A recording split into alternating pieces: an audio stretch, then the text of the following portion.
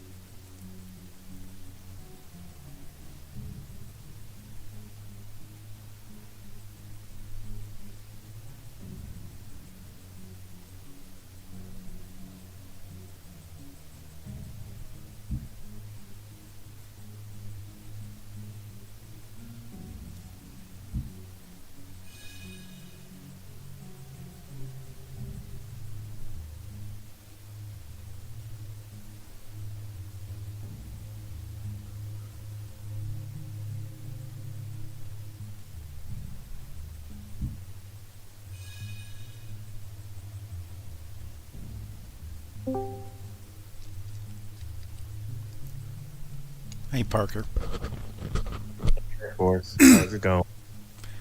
Oh, I'm doing okay. A very busy day around the whole city for me riding. Put about 180 miles on doing errands.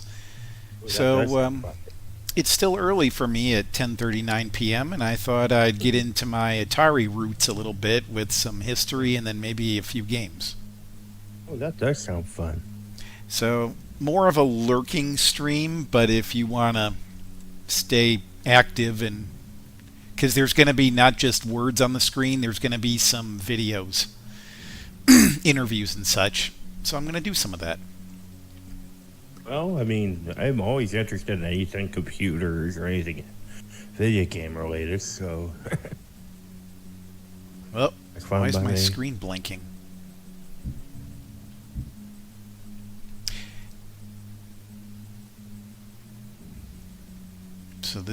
So far the most interesting thing I've read is that the name Atari came from the Japanese game called Go. I've played Go some. It's a very complicated game. Hello, General Barringer. Stephen Falcon. Mr. Falcon, you picked a hell of a day for a visit. Biz, don't encourage Y2A. And if you still can't sleep, I'm staying up for a while doing some Atari learnding and game playing. Because to me it's still early and I don't want to go to bed.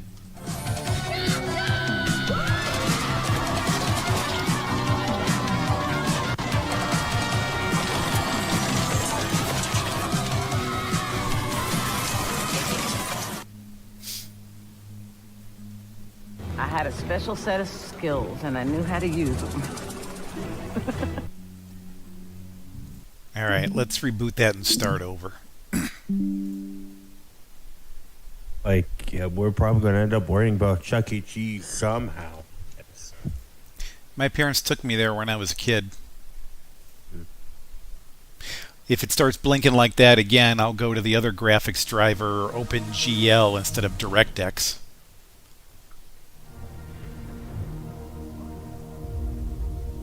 What I mean by that is Atari started Chuck E. Cheese's back in late 70s, I think. Early 80s.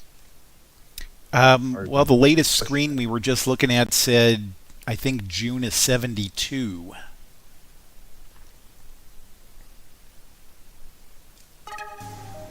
All right, let's try that again. Where were we? This is really kind of neat. I like how they do the transitions in this. They keep you engaged in the learning, and they tell me the percent I've explored. So far we've only gone through 3% of it. And then you've got categories like birth of the console, the highs and lows, then the dawn of when Atari had a keyboard, the 90s and beyond, and just a few more things. Then the wars with the other companies had started up. So I can't wait to get into that.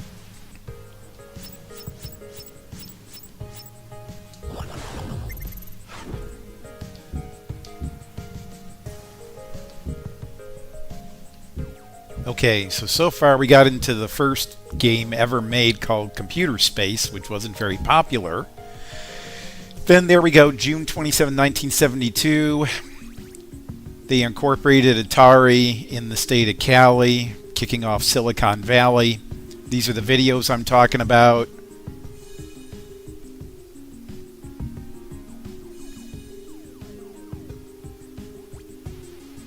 Hello, General Barringer. Stephen Falcon. Mr. Falcon, you picked a hell of a day for a visit. Yep, KHAAAN, if you hadn't heard so far, it was a very busy day. I put 180 miles on the road glide, running errands around the city, Hello, working General on the Barringer. trailer. Stephen Falcon. And Mr. Falcon, you picked a hell of a day for a visit. here we are. I don't feel like going to bed for a while, so we're going to do some Atari learnding and then little gaming from the 50th anniversary, which I just bought and got 2 DLCs for more games.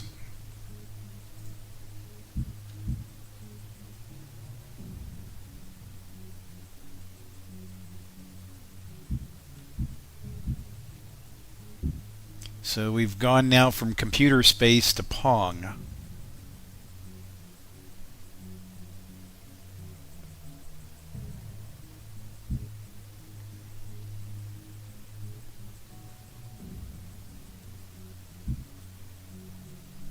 Ah, yes. Signature accomplishments from lack of resources. Doing more with less.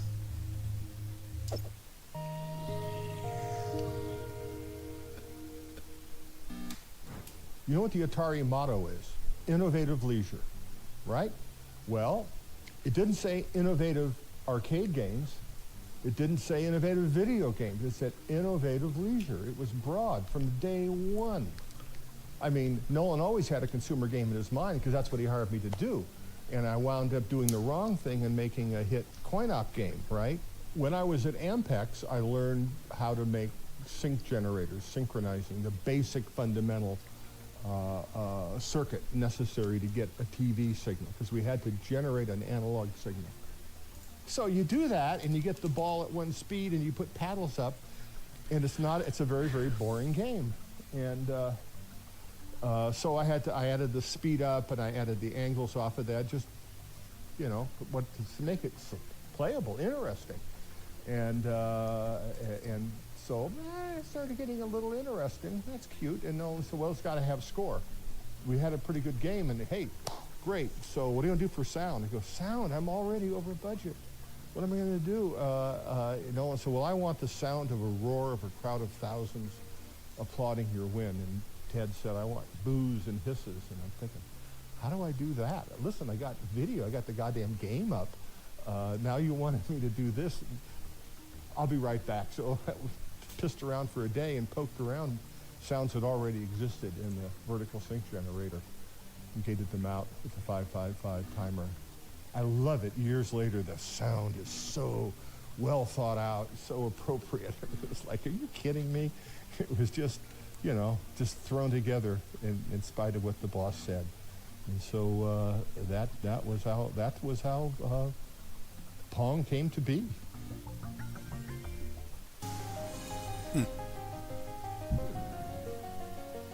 Does sound interesting.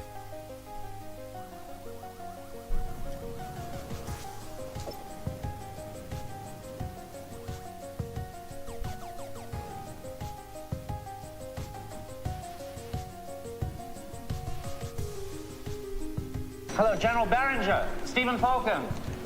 Mr. Falcon, you picked a hell of a day for a visit. Einhander, you picked a heck of an evening for some learnding.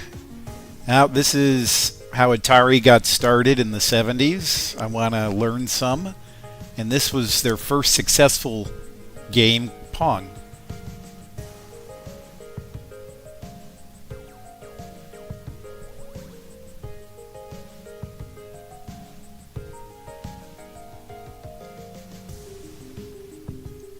$0.25 per play, yeah. Therefore, see, that expensive for back then, 25 cents a play. I don't know if that's how Atari's first hit game started at 25 cents. It had been 25 cents since even I was in high school. So 25 cents stuck around from 72 to at least, since when I left high school, 94. That's almost 25 years. That's pretty good. Okay. It's flickering again. General Barringer. Stephen Falcon. Mr. Falcon, you picked a hell of a day for a visit. Okay, Kitty, you picked a heck of an evening for some learning. Okay, we're going to try, since it's flickering again with DirectX, we're going to try OpenGL. So, reloading.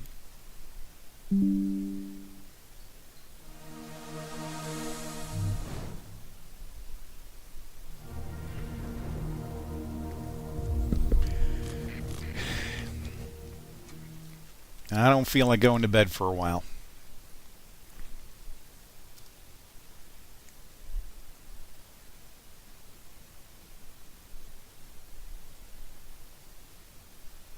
Some of us, even at 50 and a half years young, can stay up late and still play games as good as the 20-year-olds. Now let's try this again.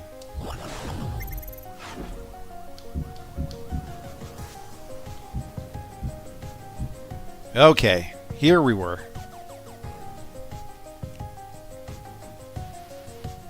Yeah, see, here we go with the copycats. Oh, here we go again. The exact same K-Kitty scenario. I only needed to go to the bathroom, and then you're on. Stunt cycle here. Einhander, I'll check the game list later. You know what, Einhander? I'll check it for you now.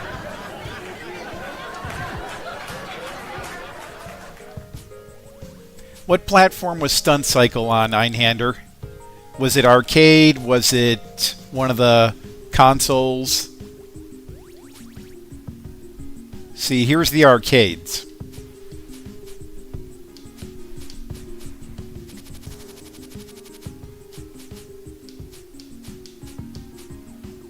No, not in the arcades. Do you think it would be surprising to see in 2600 that EC game that caused a whole lot of problems?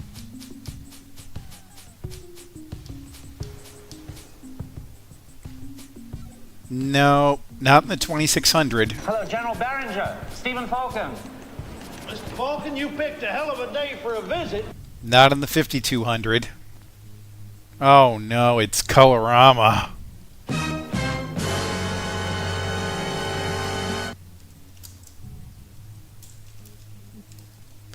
Time for his favorite shout out. Okay, let's try the 7800, see if it's there. Nope, it's not. Lynx. Lynx was the very first ever console that was 64. No, that was Jaguar. That was 64-bit.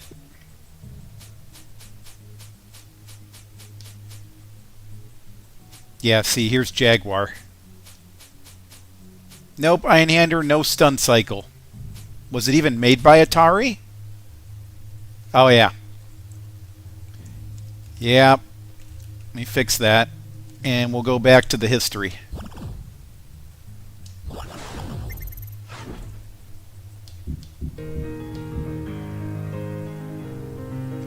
Why is she pixelated? Colorama, this is new. Oh, jeez. You've got to be kidding me. I'd link to that. Here's Colorama. That's Colorama right there. Hello, General Barringer. Stephen Falcon. Mr. Falcon, you picked a hell of a day for a visit. I've ever played. Wait, this. I've never seen that on Twitch before. That's new. I hope she doesn't trip or anything. She would have a pixel malfunction.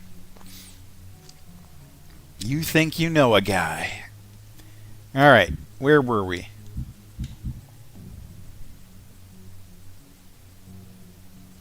So for all of you just joining, as my title says, I don't feel like going to bed for a while, so I want to break into my Atari 50th anniversary collection from Steam, where I just downloaded 2 DLCs, so I have as many games as released. But I also want to do some learning, which I find interactive and fun, because being born in '75, that was 3 years after Atari's release of Pong, and that's what my dad raised me on.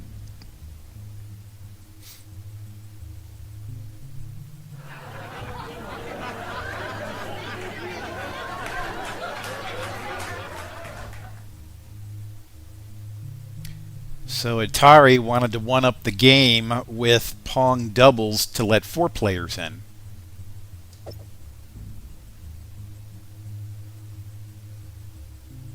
Hello, General Barringer. Stephen Falcon. Mr. Falcon, you picked a hell of a day for a visit. I never knew they made a sequel to Pong. Atari's greatest hits, assume ET's in the collection. Neon, I would assume it is for the 2600. But we're doing a little learnding right now, as Ralph would say. And we'll get to some of the games in a little bit. I visited the landfill in Alamogordo where they filmed the 1-hour documentary on the burying of ET cartridges and joysticks and other games that was kept secret. And the takeaway from the documentary was it wasn't because E.T. was the worst written game in the world. It was because Steven Spielberg gave the developer less than half the time to write the game so that he could get it into the stores by Christmas of the release of the movie. And because the developer only had half the time, which is 3 months instead of 6, it came out so poorly and crappily, even though Spielberg signed off on it. That to me was a big contributor to why it was buried, and I took the latitude longitude coordinates that were in the title of the documentary, and when I did my cross-country ride on my retirement Harley last summer, I stopped at Alamogordo, New Mexico, which was my first assignment, and I wish I'd known about it back then, where they buried the cartridges, and I took pictures.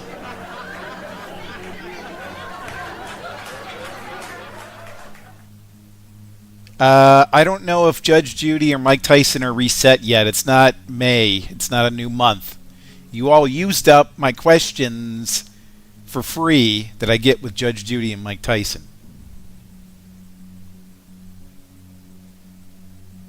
Oh, then they did Puppy Pong? In waiting rooms of pediatric offices? That seemed like a good idea.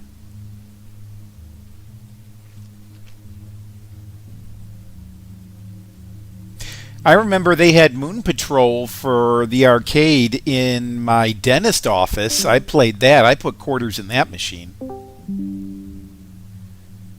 So some arcade games inside waiting offices for where you're getting work done on yourself, I thought was a good idea. I'm glad Neon agrees.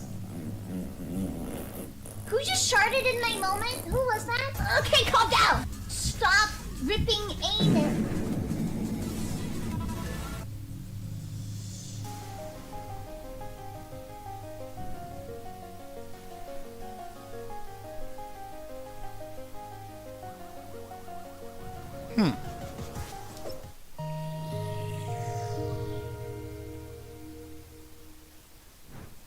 So everybody's heard the Pong story.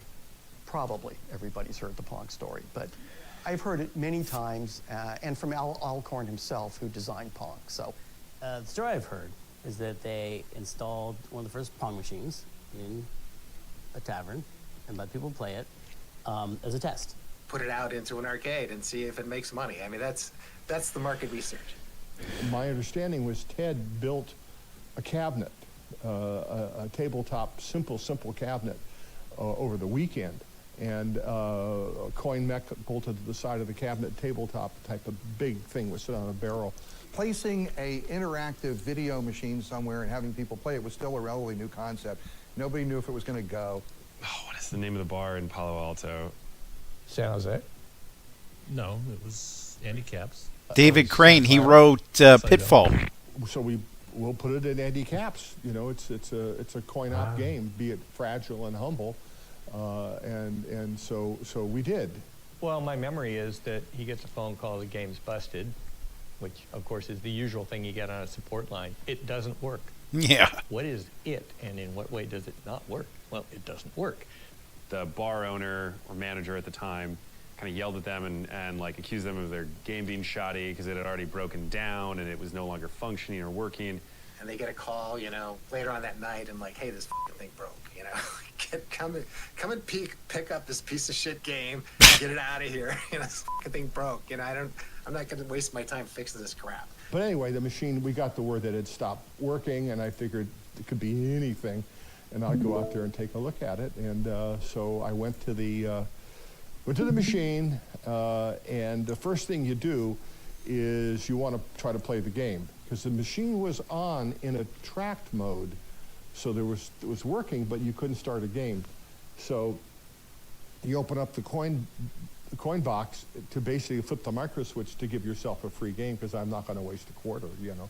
And so they went down to see what's wrong with the machine to fix it, and what they found out was that it wasn't broken. It was just that so many people had played it, they'd filled the coin box with quarters, and it was jammed, and it couldn't take any more. Ah. So many people had played it that it couldn't accept any more money. The game is broken because it's stuffed so full of quarters. Completely stuffed with quarters. And it was a small, I remember it was kind of small, if I remember. It was a small space. It just filled up with the quarters, and it wouldn't take it. When I opened up the coin mech, you know, all these quarters just gushed out. So, whoa, that's impressive. It's the equivalent of like crashing a server. When you launch a new website and it's so popular. So they crashed the server on Pong.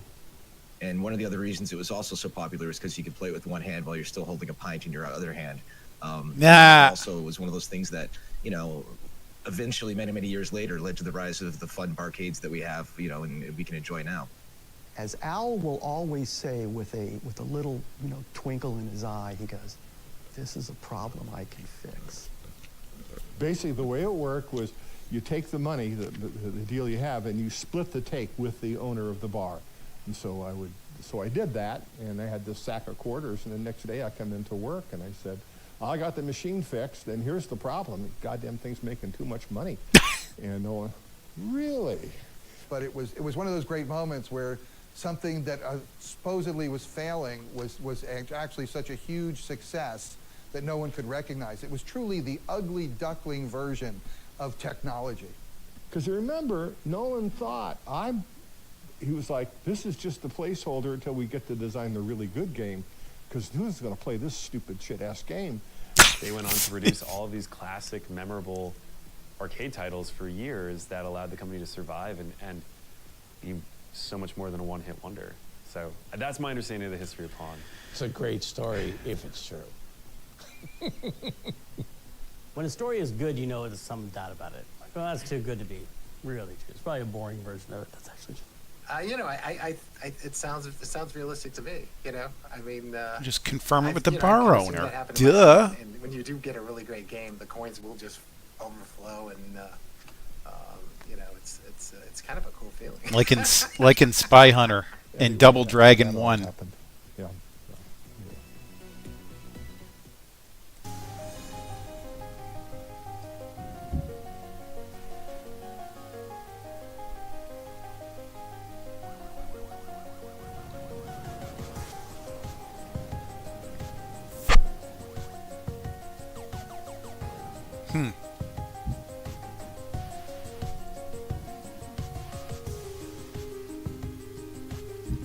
Wait, Atari's second game, and then they go to, let's see here.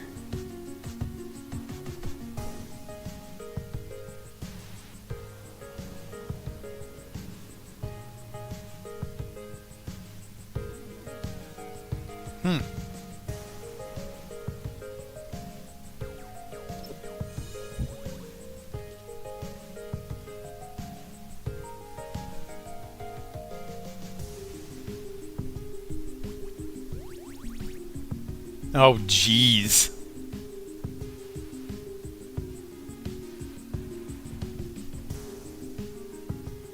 Is that a Y2A game? Sounds like. Let's have a look.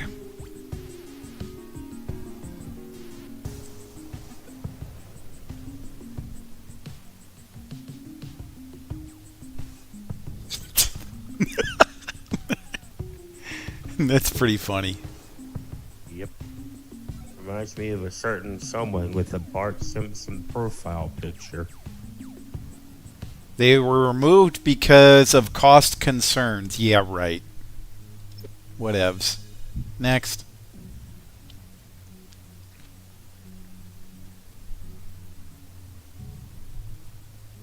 Ah, yes. That's one of the games in my collection. A small handheld piece of hardware. It's like Simon Says, if you remember that game from the 80s.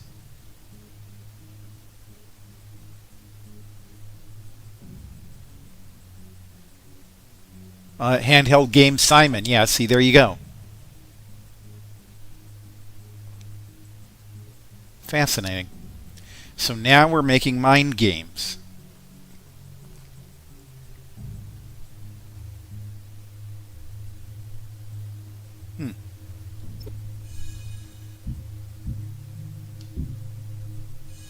So now we go to 1973.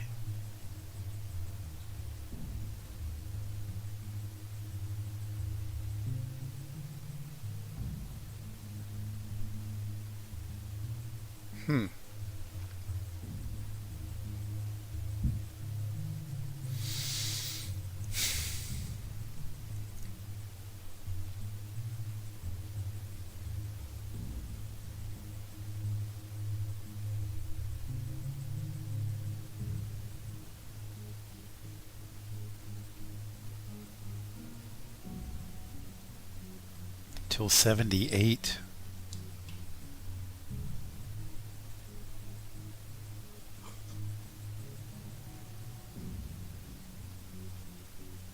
Interesting.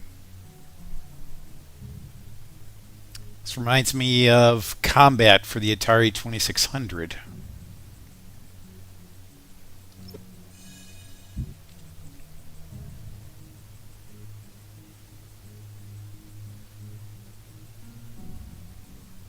Okay, that's definitely reminding me of Combat. They had 4 players. Well, no, maybe it was just 2. Yeah, just 2. Oh, wow, I can play?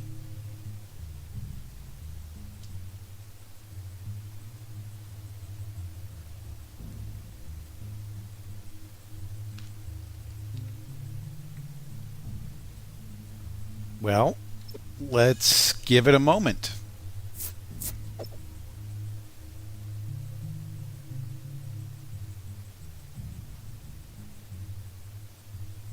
So some of these games in the collection are what's called reimagined. So they were made in the 70s, but re-released, as you can see here, in only 4 years ago.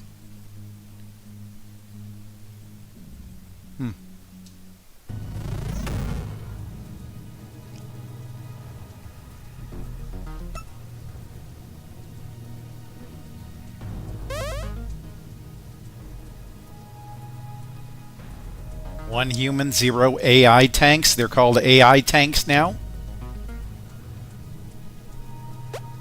Well, how do I have 1 human and no AI?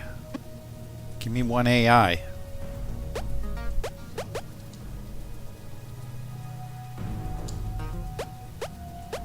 Get ready. Oh yeah, this is looks just like Combat. Health. Laser. It's almost like Tron also.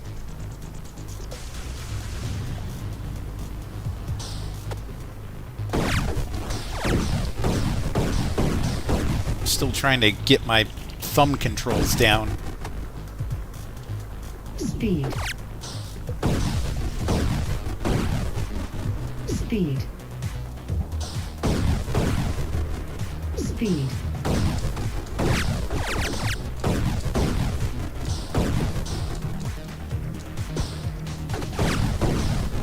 Rocket. Range. Speed. Okay, now I'm starting to get the hang of it.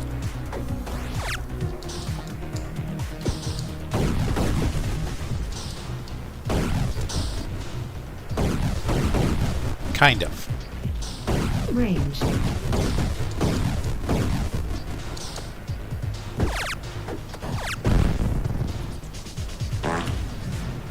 Range. You're not helping. Oh, he's stuck. Range. Oh, what's this? Special power? Shot.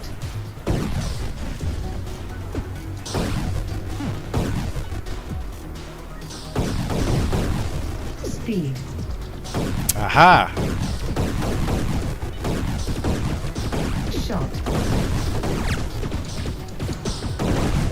This AI really is dumb.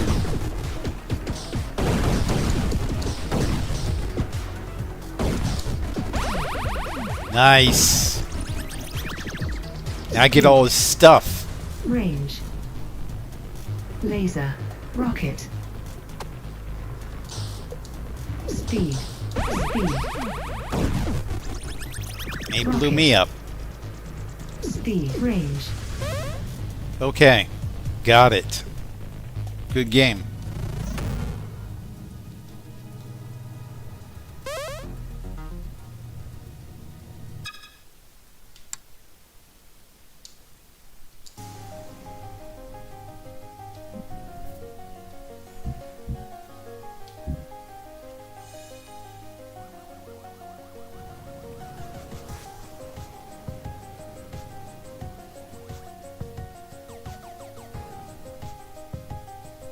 .1975 release.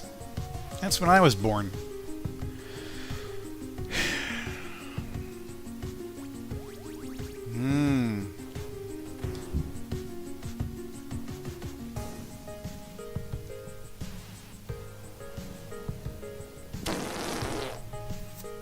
You're not helping. Who just sharted in my moment? Who was that? Okay, calm down. Stop ripping anal.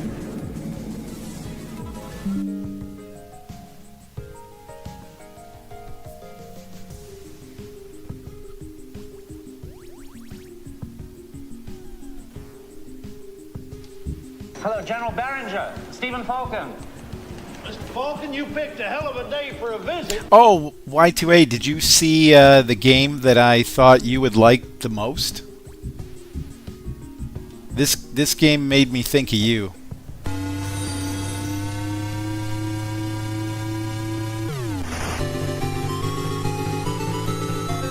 Read the description.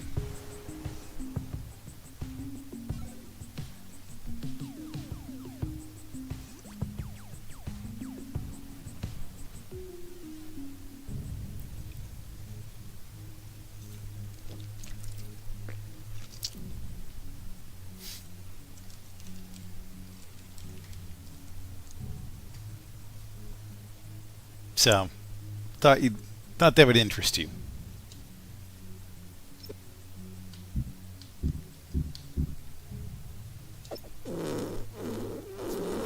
Apparently not.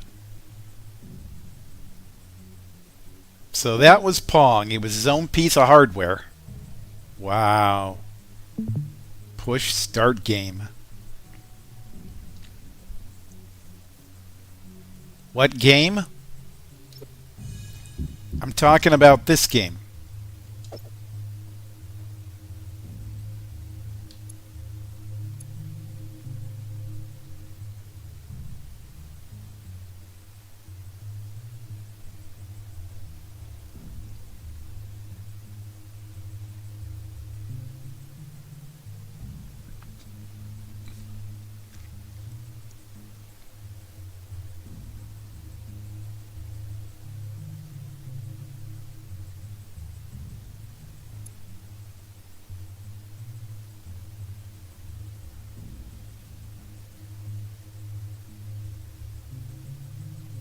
These are just the instructions. Okay.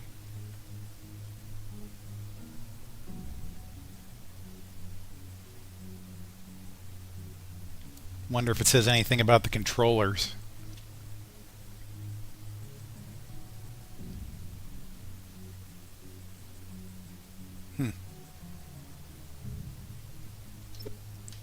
Anyway. Home Pong.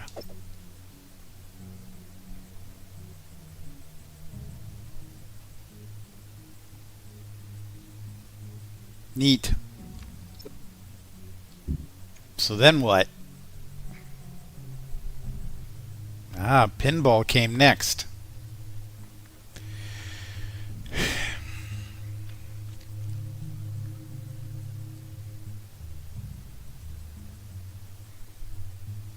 Are we talking pinball software or the tables themselves?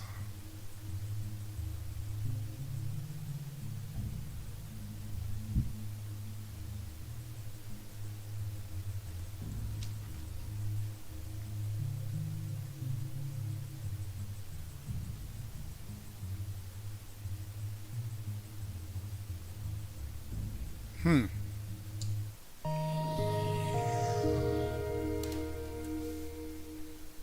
mean, Atari really, why were they in the pinball business? You know, here they had this tiger by the tail of video games, you know, just this supernova of creativity and possibilities. And, you know, they were nailing it left and right, creating new genres every other week. Why would you mess around with pinball? You could tell our games were just not working, you know, and due to reliability, poor engineering, you know, thermal issues, issues of the games just falling apart, poor hardware design. You know, I could see the writing was on the wall that we were going to go down. I mean, the pinball division was just a massive disaster. I mean, it was, you know, it's kind of the, you know, kind of the hubris of, you know, I guess Silicon Valley, even in that era, you know, was like, oh, these morons in Chicago, they make these crappy old games, you know, like, you know, we're going to redesign everything. We're going to put the display down in the bottom. We're going to, you know, put the boards, you know, underneath the play field so all the crap falls in and shorts out the things. And, I mean, it was really horrific design, and they caught on fire. Jeez. The solenoids, they used this thing called rotary solenoids, which burned up and the screws fell out. You know, it was kind of a, you know, just a complete disaster as far as like design and also testing. And so there was a lot of games that caught on fire in the early days. So, but they made a lot of money when they were working. You know, I know the programming was awesome because I did it. You know.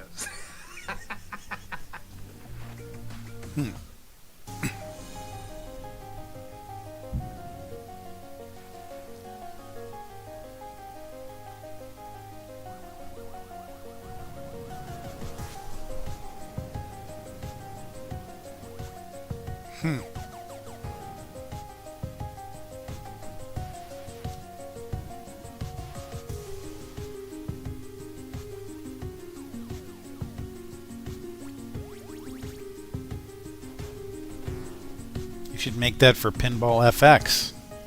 Then it wouldn't catch fire.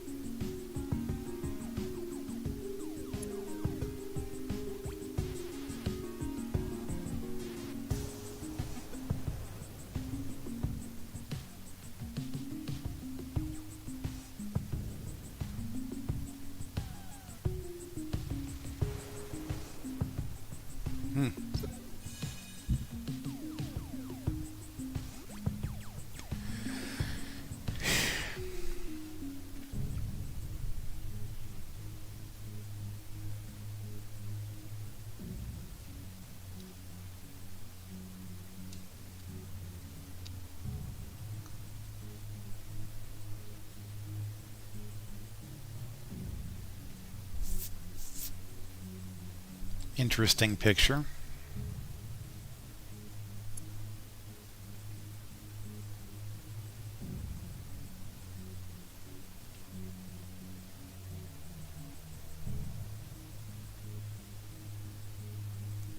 Dual flippers at the bottom on both sides? I've never seen that.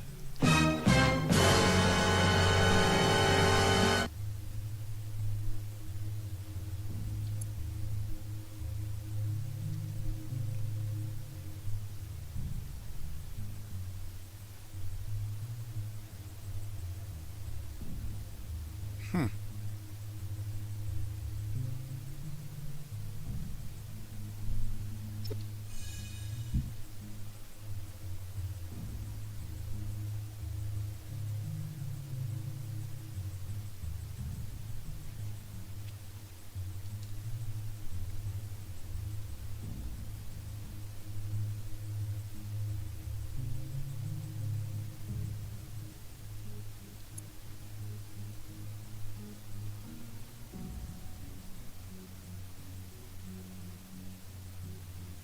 Hmm.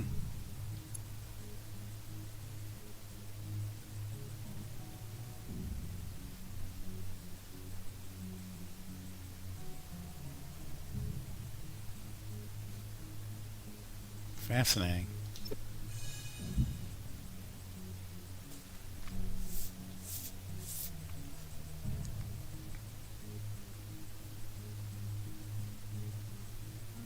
Really? Wow.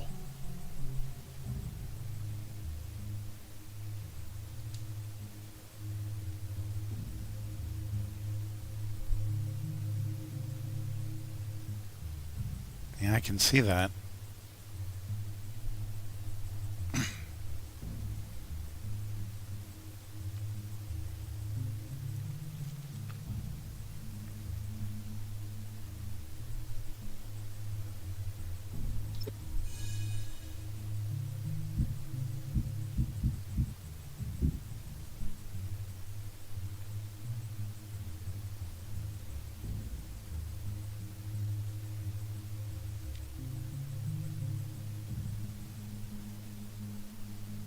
Ah, no kidding.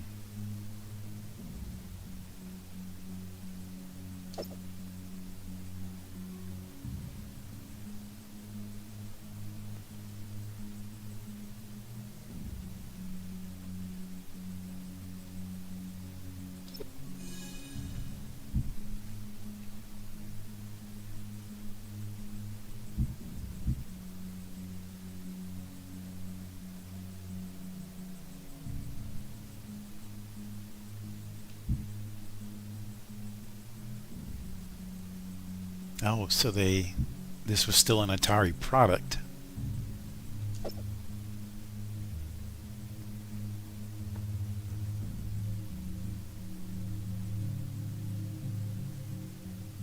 Hmm.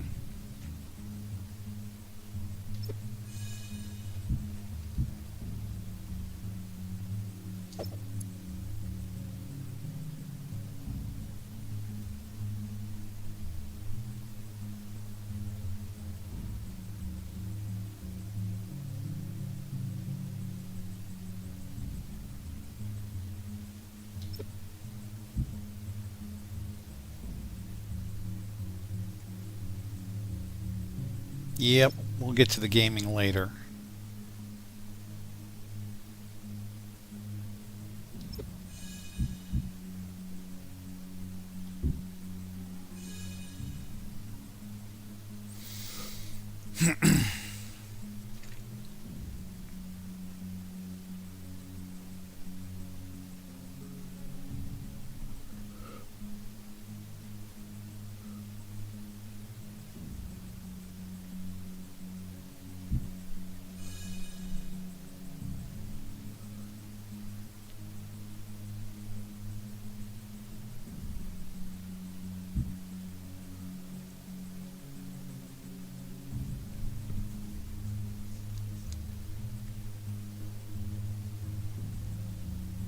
Hmm.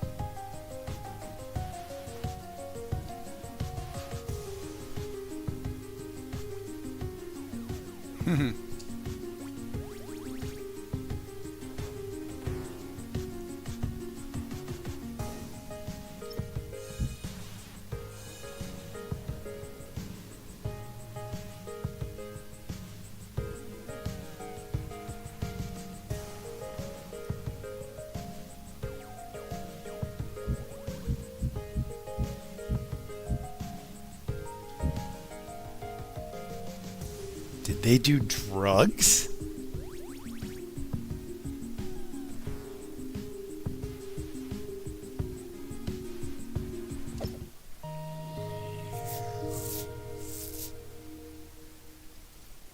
You will hear stories of hot tubs in the lobby and drug use in the office, and I'm here to tell you that none of that happened in my department. We started smoking pot right in our office. Rob and I were like the premier pot. Sorry, Rob. I and some other person who occasionally shared an office with me for 5 years at Atari, however that frickin' worked, we would just fire up right in the office. It's like, who knows why? It's like, this is like, it's illegal. It's like, it wasn't even a sense of privilege. It was just mindlessness. I worked in a satellite office. I started in 1977, which was still pretty early. It was only 18 months since the 2600 came out.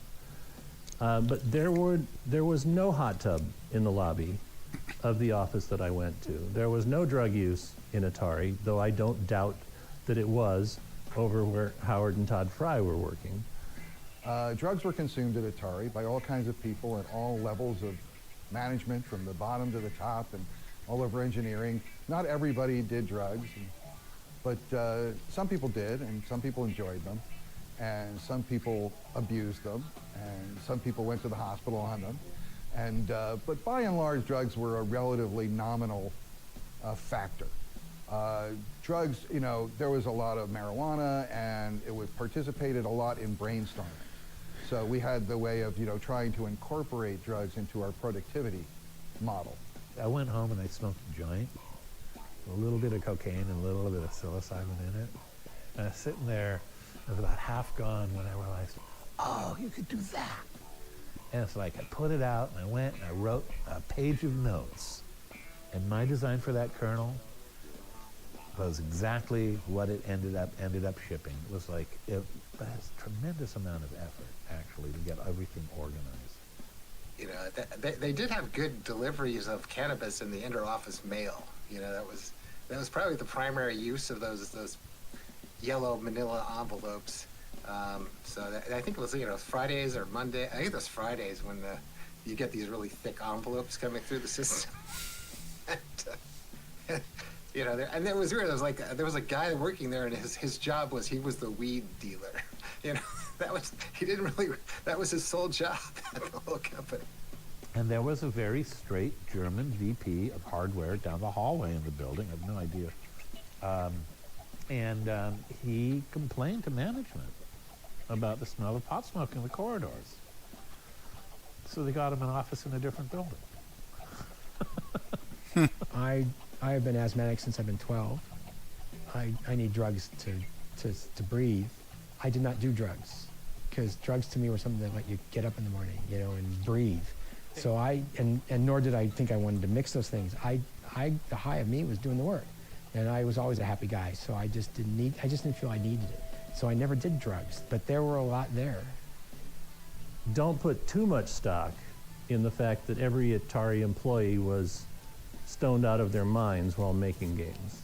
I mean, there was all kinds of drugs consumed at Atari, but the real drug at Atari was going into a store and seeing your product, seeing your game on a shelf. Yeah.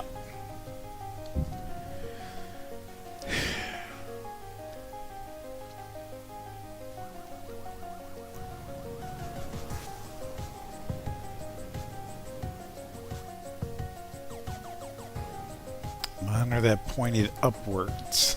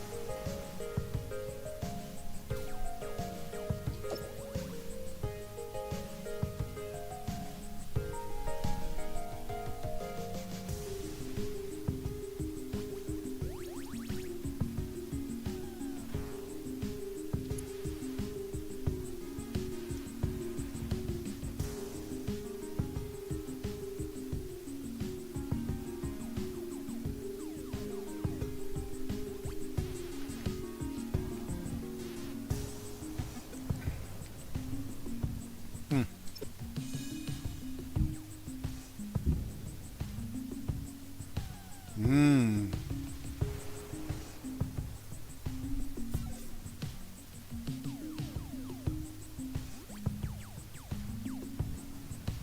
Ah. Would have loved to seen a video demo of that. Oh, maybe we will.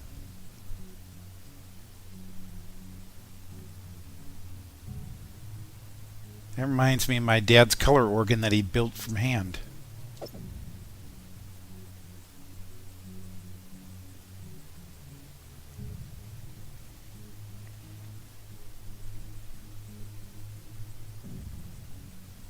Wow.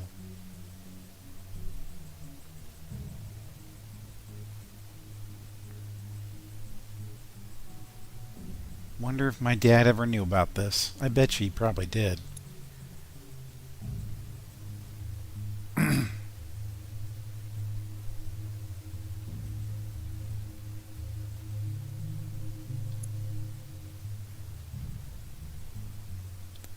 That's incredible. Reminds me of Cthulhu from the 90s for the PC.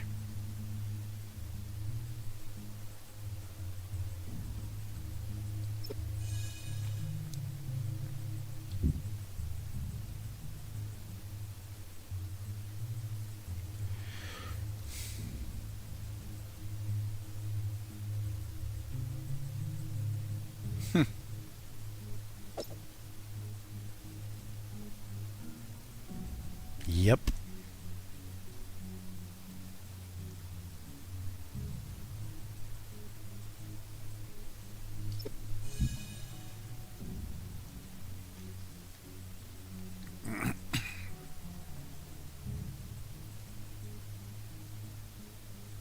Hmm.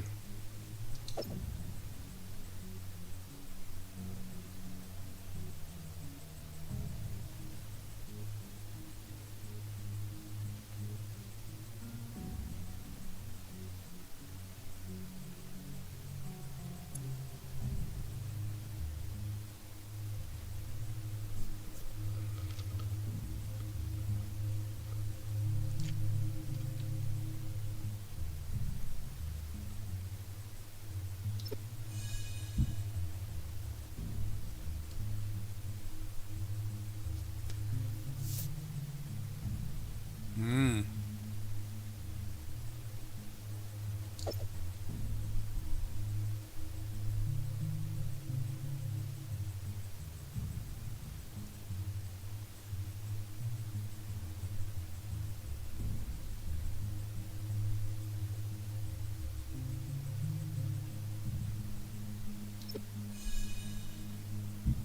So solid state electronics in 78. Hmm.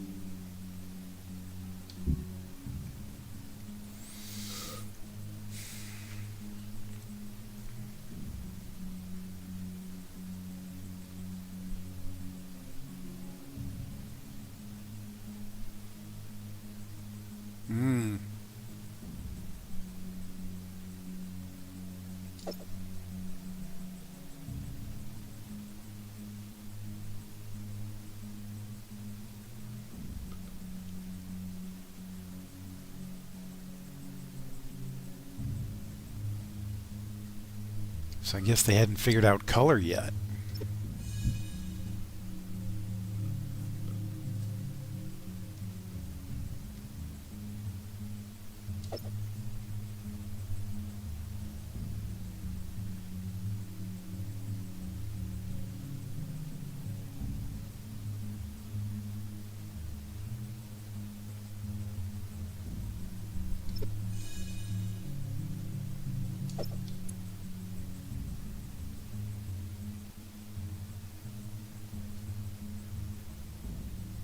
Mm-hmm. It's pretty cool.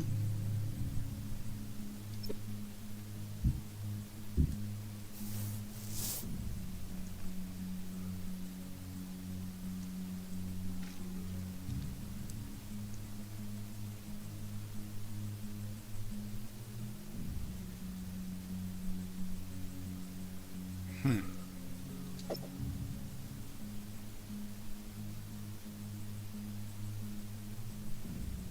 like that control.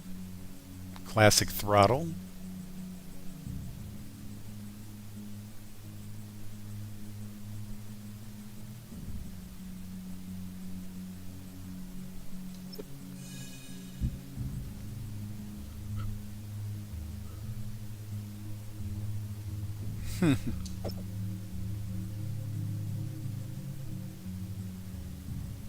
That's pretty cool.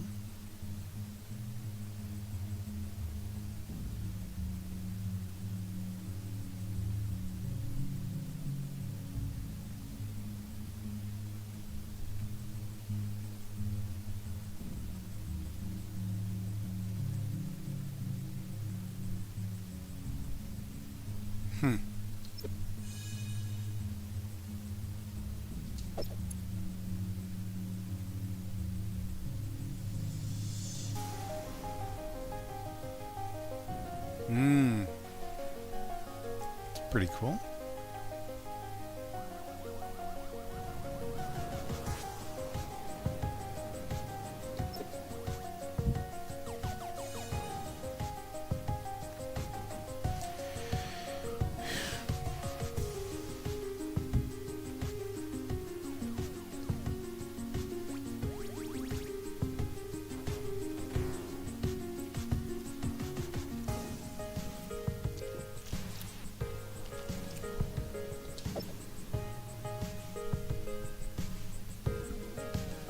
Yeah, we'll get to that later.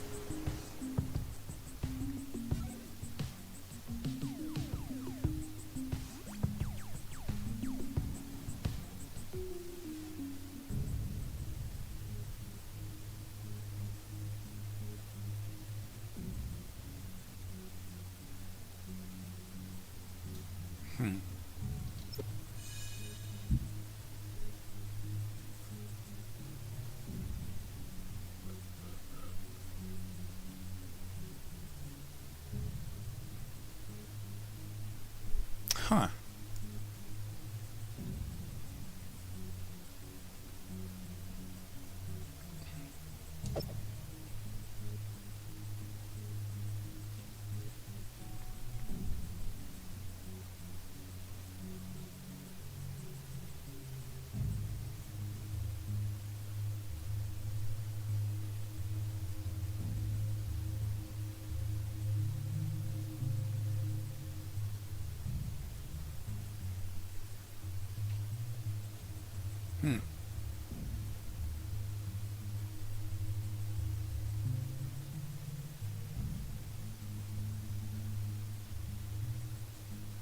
That's thinking big.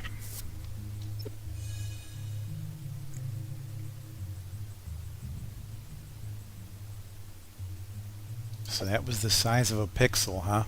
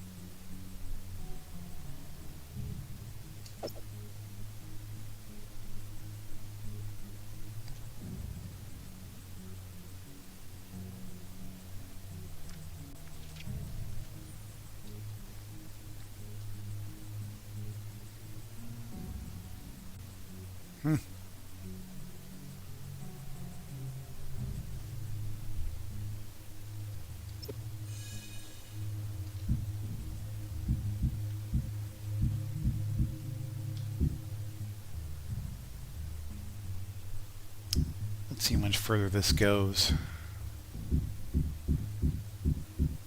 From asteroids in the 80s to 84.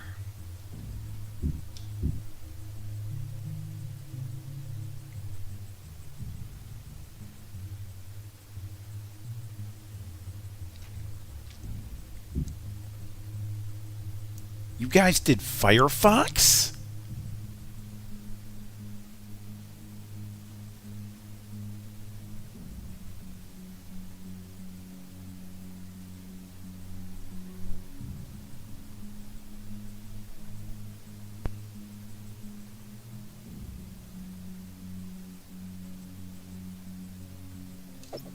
Holy crap.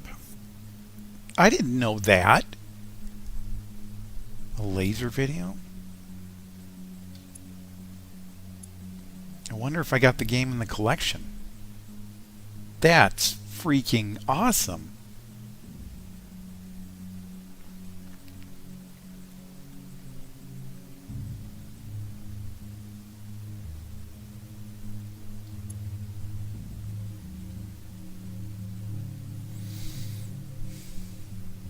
Wow, I would have loved to have seen this in the arcade.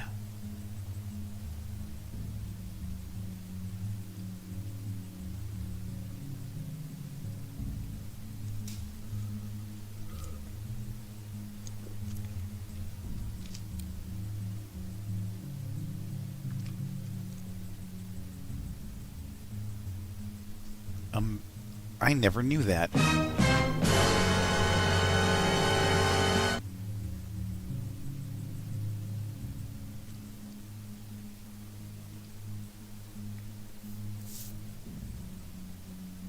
From Russia. Well, back then it was still the Soviet Union.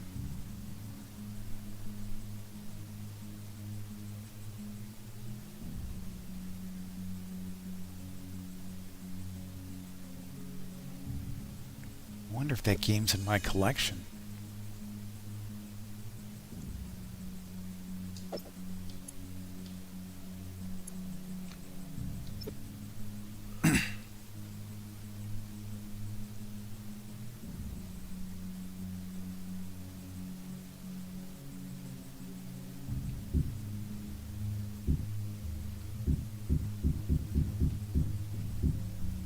We'll get to the rest of this another time.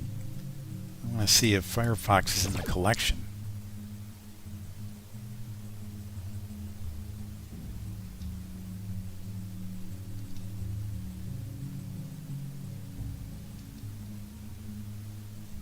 What's this?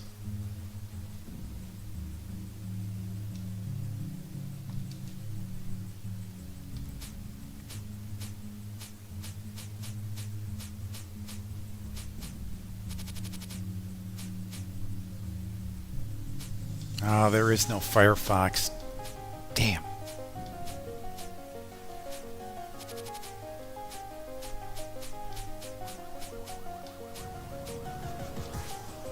Well, you wouldn't have it for the 2600. That's a lot more 2600 games than I thought I had.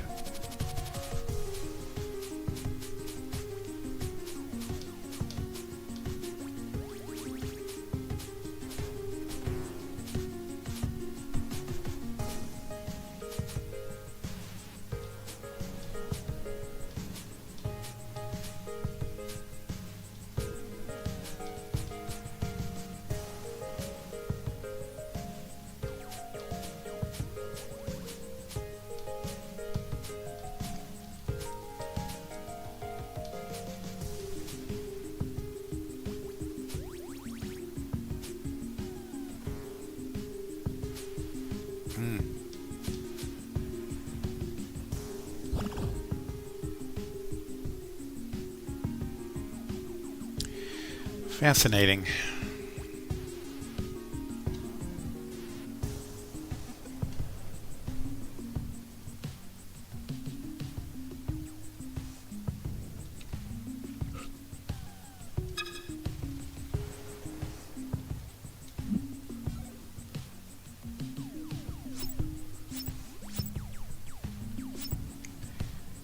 All right, enough learnding for tonight.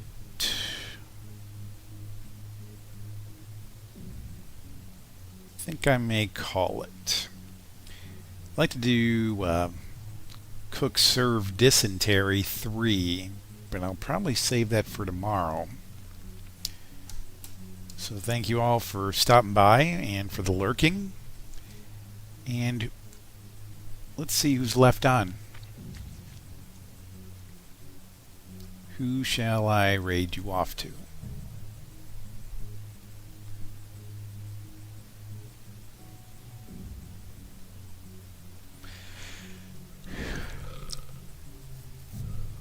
Raid you off to Mr. V.